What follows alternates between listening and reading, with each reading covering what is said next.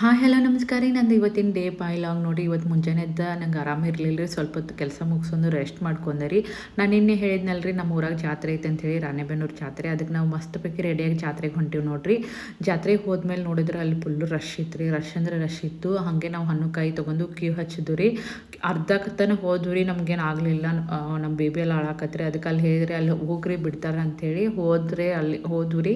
ಅಲ್ಲಿ ದೇವಿ ದರ್ಶನ ಎಲ್ಲ ತೊಗೊಂಡು ಹೊರಗೆ ಬಂದ್ರಿ. ನೋಡಿರಿ ನಮ್ಮ ದೇವಿ ಜಾತ್ರಾ ವೈಬ್ಸ್ ಹೆಂಗೈತಿ, ಫುಲ್ ಲೈಟಿಂಗ್ ಐತ್ರಿ.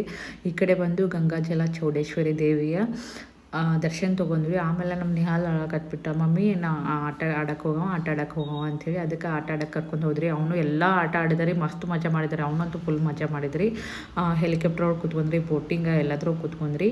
ಇವತ್ತಿನ ಲಾಗ್ ಒಳಗೆ ನಾ ಏನು ಹೇಳಕ್ಕೆ ಬಂದೇನೆ ಅಂದರೆ, ಯಾರ್ಯಾರು ಮುಖಕ್ಕೆ ಸೋಪ್ ಯೂಸ್ ಮಾಡಿದಾರೆ ಮುಖಕ್ಕೆ ಯೂಸ್ ಮಾಡಿರಿ, ಬಾಡಿಗೆ ಯೂಸ್ ಮಾಡಿರಿ ಸೋಪ, ಬಟ್ ಮುಖಕ್ಕೆ ಫೇಸ್ ವಾಶ್ ಯೂಸ್ ಮಾಡಿರಿ. ಯಾಕಂದರೆ ಅದು ಸೋಪ ಭಾಳ ಹಾರ್ಶ್ ಇರ್ತೈತೆ ರೀ. ಅದರಿಂದ ನಮ್ಮ ಮುಖ ರಪ್ಪಾಗುತ್ತೆ. ಸ್ಮೂತ್ ಆಗಬೇಕಂದ್ರೆ ನೀವು ಫೇಸ್ ವಾಶ್ ಯೂಸ್ ಮಾಡಿರಿ. ಆಮೇಲೆ ಇವತ್ತಿನ ಲಾಗ್ ಇಷ್ಟ ರೀ. ಲೈಕ್ ಮಾಡಿ, ಶೇರ್ ಮಾಡಿ. Thank you.